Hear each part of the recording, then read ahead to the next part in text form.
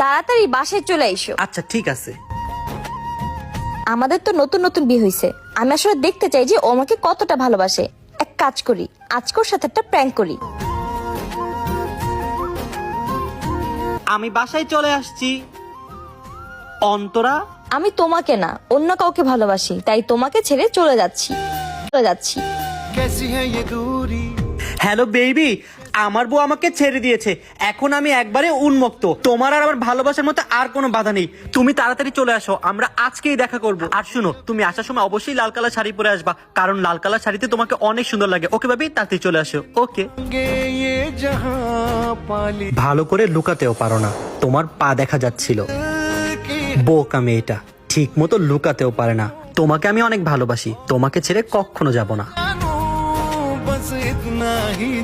Surprise. तुझ में रब दिखता है यार।